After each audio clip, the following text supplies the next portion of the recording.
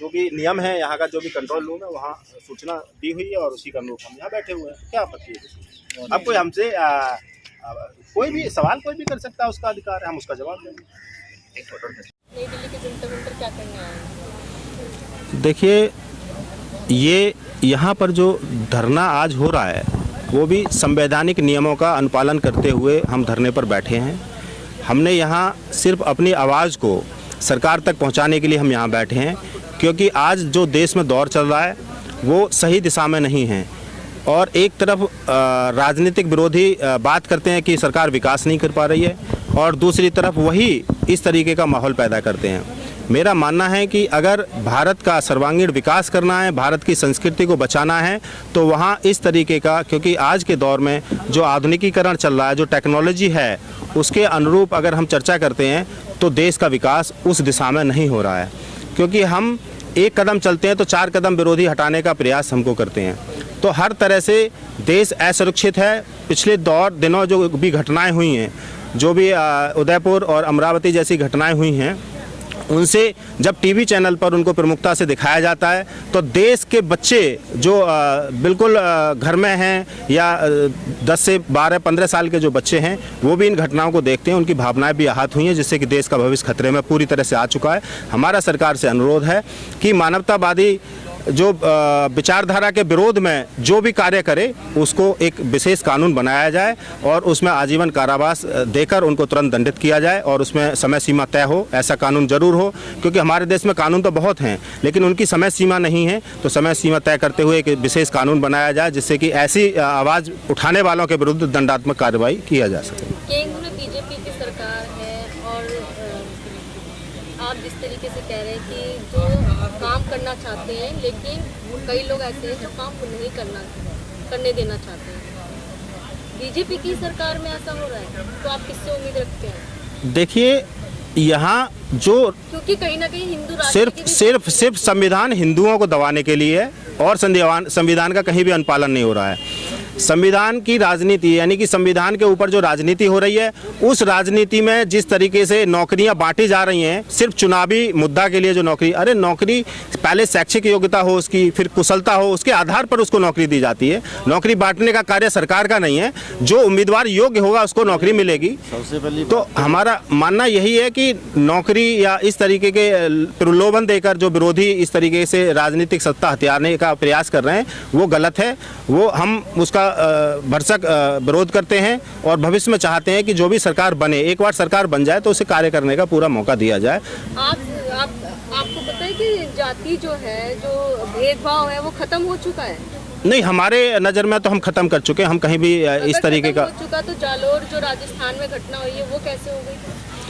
देखिए, अब सबका जो मानसिकता है उसको तो हम नहीं बदल सकते हैं, क्योंकि हर जगह और सतयुग से अब तक अगर देखा जाए तो हर जगह दो ही मनोवृत्ति होती हैं, एक राक्षसी मनोवृत्ति होती है और एक दैवीय मनोवृत्ति होती है।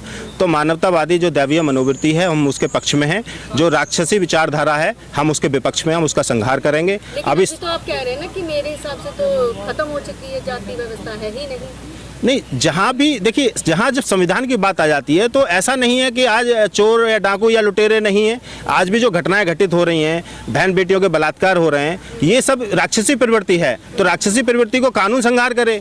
अभी साधु संत इससे कानून का पालन कर रहे हैं, इसलिए ऐसी राक्षसी प्रवृत्ति का संहार करने के लिए तैयार नहीं हुए हैं।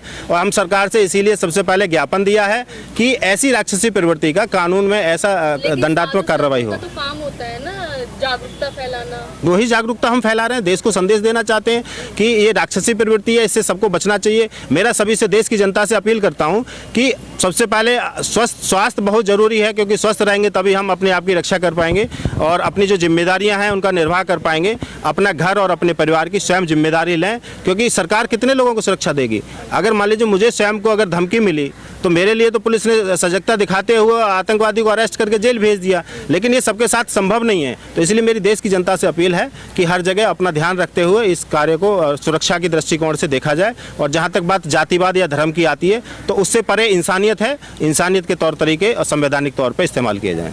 यानी कि आप संविधान के तरीके से ही जो व्यवस्थाएं हैं, तो वो तो देश तो संविधान से ही चलता है ना सर? देखिए, देश संविधान से चल रहा है, तभी हाँ जब हम संवैधानिक तरीके से यहाँ बैठे हुए हैं, नहीं तो हमारा गंगा किनारे पे लाखों साधु संत हम बैठ के इस चीज़ को कर सकते थे। लेकिन क्योंकि हम ही अगर संविधान को तोड़ेंगे तो लोग हमारे ऊपर उंगली उठाएंगे, इसलिए हम ये सिर्फ देश को ये संदेश देना चाहते हैं कि संविधान के नियमों का पालन करते हुए हम बहुत कुछ करा सकते हैं। वही हम आज यहाँ ज्ञापन देंगे। बाबा जी, जी हैदराबाद में जो टी राजा सिंह है, उन्होंने बयान दिया है, वो बयान उनका सही है गलत है? 2 बार पुलिस उसको गिरफ्तार कर लिया है।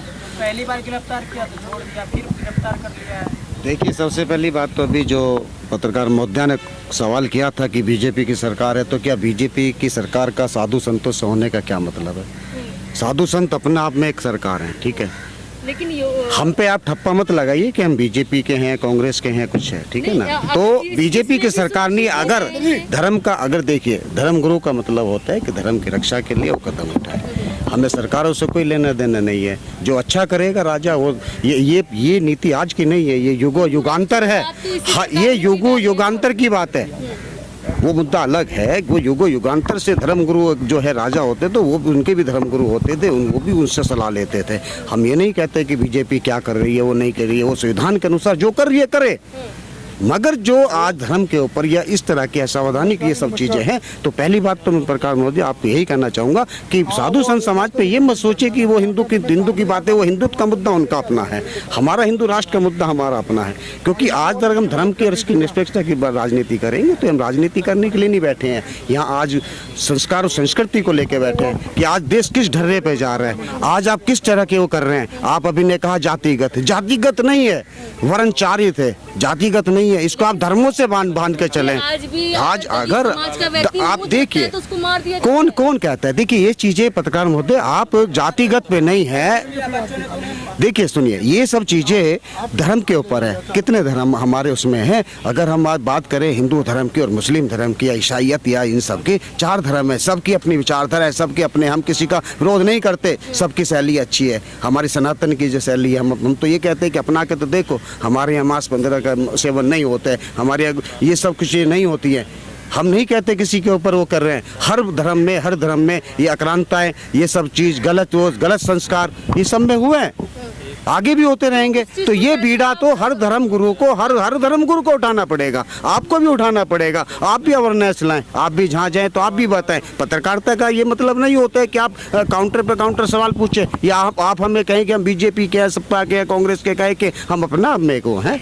मेरा तो कहने का मतलब ये था, जब बीजेपी की सरकार में इस तरीके से साधु संत नहीं, तो ये सवाल आप बीजेपी सरकार, हम लोग देखिए, बीजेपी की तरफ से आए, आप खुद अपने ऊपर ले जा रहे हैं इस चीज़। नहीं, हमने बीजेपी सरकार से अगर क्वेश्चन हम ज्ञापन दे रहे हैं तो हम उनके सरकार के, ये अब आपका कहने का मतलब है कि हम उनसे खुश नहीं है। हमें अगर खुश हुई होते तो हम क्यों ज्ञापन देते? हमें इस देश के सभी लोगों की, नागरिकों की सुरक्षा के लिए, उनके संविधान के लिए, उनकी आज़ादी के लिए, उनके लिए वो सब चाहिए। टी राजा वाला जी बाबा जी, टी राजा राव ने जो बयान दिया है, भड़काऊ बयान कहा जा रहा है कि इस्लाम धर्म के विरुद्ध दिया है बयान, इस पर क्या कहना चाहिए? देखिए, टी राजा या नूपुर शर्मा ने जो बयान दिया है जी, उससे 1000 गुना बयान जी जाकिर नाइक ने देता आया है और देता रहता है। ठीक है, उसका बयान, वो आप बहुत अच्छे से सुने हैं। तो भड़काऊ बयान देने से सरकार या किसी भी तरीके की ऐसी गतिविधियों को बदनाम ना किया जाए। जो न्यायपालिका है उसका हम पूर्णतः पालन करते हैं और संवैधानिक तौर तरीकों का हम अनुपालन करते हुए आज यहाँ धरने पर बैठे हैं। तो अभी हम संविधान की बात कर रहे हैं। धर्म की जिस दिन बात करेंगे, जिस दिन संविधान पीछे हट जाएगा, सरकार हट जाएगी, उस दिन धर्म के अनुरूप हम इस देश को, जो राक्षसी प्रवृत्ति है उसका संहार करेंगे। लेकिन हम सरकार से अभी अनुमोदन या सरकार से अनुरोध करने के लिए यहाँ बैठे हुए हैं कि जो भी राक्षसी प्रवृत्ति हो उसका कानून के तरीके से संहार सरकार को करना है। अभी हमको इसकी आज़ादी नहीं है। जिस दिन भविष्य में ऐसा लगेगा तो वो बाद की बात है, लेकिन आज हम सिर्फ कानून का अनुपालन करते हुए यहाँ बैठे हैं और हम चाहते हैं कि हर एक के ऊपर कानून ऐसा हो जिसमें समय सीमा निर्धारित हो। अब अपनी प्रमुख मांगे बता दिया। हमारी प्रमुख मांगे हैं, जो राष्ट्र के विरोधी हैं, जो समाज के विरोधी हैं, जो भारतीय संस्कृति के विरोधी हैं, जिनसे भारत को जाना जाता है, उन सब के खिलाफ एक ऐसा कानून बने जो एक ही बार में उनको दंडित किया जाए और उनको ऐसी कड़ी सजा मिले और उनसे काम लिया जाए, उनसे पूरे जीवन काम लिया जाए। ऐसी जेलों का निर्माण सरकार कराए। इनका ना तो कोई संरक्षण हो ठीक ढंग एक से। सवाल मेरा है, आप हिंदू राष्ट्र की बात कर रहे हैं, लेकिन हिंदू राष्ट्र के जो आलोचक हैं जो कहते हैं कि ये नहीं अपनाना चाहिए, उनका मानना ये है कि हिंदू राष्ट्र घोषित हो जाता है देश के अंदर तो सबसे ज़्यादा जाति प्रथा में सबसे ज़्यादा वृद्धि हो जाएगी। तो आपका मानना है कि होगा ऐसा? देखिए, मैंने अभी तक आपके सामने ये नहीं कहा है कि मैं हिंदू राष्ट्र की मांग कर रहा हूँ, पहली बात।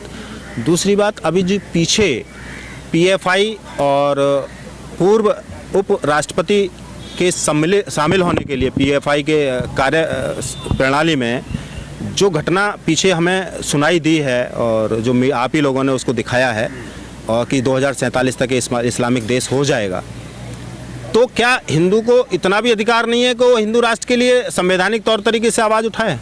वो लोग तो उस तौर तरीके से तैयारी कर रहे हैं कि जैसे कश्मीर में हुआ वही पूरे देश में करेंगे। तो क्या हम जो भी हमारे हिंदू राष्ट्र की आवाज़ उठा रहे हैं तो कोई क्या गलत है उसमें? बहुमत के आधार पर अगर आवाज़ उठाई जाएगी तो उसमें क्या आपत्ति है किसी को? आपको लगता नहीं देश में बहुत ज़्यादा बवाल हो जाएगा अगर ये चीज़ें हों? नहीं, जब डायरेक्ट एक्शन जारी हुआ था तब बवाल नहीं हुआ था क्या? तब लाखों हत्याएं नहीं हुई थी? तब लाखों बहन बेटियों का बलात्कार नहीं हुआ था? तब देश का बंटवारा अभी संपूर्ण नहीं है। अगर संवैधानिक निर्माता की बात, संविधान के जो निर्माता हैं डॉक्टर भीमराव अंबेडकर, उन्होंने अपनी पुस्तक में लिखा है कि हिंदुस्तान और पाकिस्तान का जो बंटवारा है वो तब तक संपूर्ण ना समझा जाए जब तक कि भारत में एक भी मुसलमान शेष है। अब आप मुझे इसका जवाब पता करके बता दीजिए, क्या ये गलत है? फिर से हिंदुस्तान एक बार बट जाएगा अगर? नहीं नहीं नहीं नहीं नहीं, ऐसा कभी नहीं होगा। हिंदू राष्ट्र की बात कर रहे हैं आप। मैंने ये बात मैंने नहीं किया है, ये बात आप हिंदू राष्ट्र की बात आप मुझसे कर रहे हैं, उसका मैं जवाब दे रहा हूँ। मैंने अभी बात नहीं किया, मुझे जिस दिन बात करनी होगी मैं करूँगा।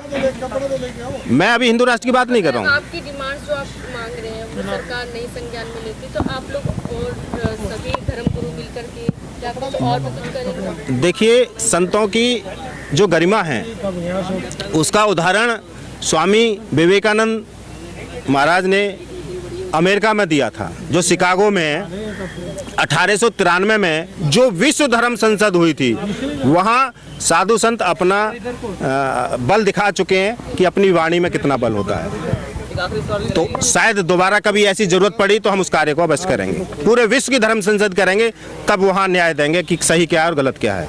हिंदू संगठन है वो कहते हैं कि हिंदू खतरे में, तो डिफाइन कीजिए कि हिंदू कैसे खतरे में और किससे खतरे में? देखिए, हमने अभी हिंदू शब्द का इस्तेमाल हमने नहीं किया है। हमारी आज की जो प्रमुख और जो हमारा जो परमिशन है उसमें भी लिखा हुआ है कि राष्ट्र हित में हम यहाँ आवाज़ बुलंद करने आए हैं कि राष्ट्र विरोधी जो भी गतिविधि हैं हम उनका पुरजोर विरोध करते हैं, चाहे वो किसी भी धर्म। हमें धर्म की हम बात ही नहीं कर रहे हैं। हमने कहा हम यहाँ धर्म और राजनीति के लिए यहाँ नहीं बैठे हैं। हम विरोध कर रहे हैं जो भी गलत गतिविधियाँ कर रहे हैं, कोई भी हो उसके लिए संविधान है जी।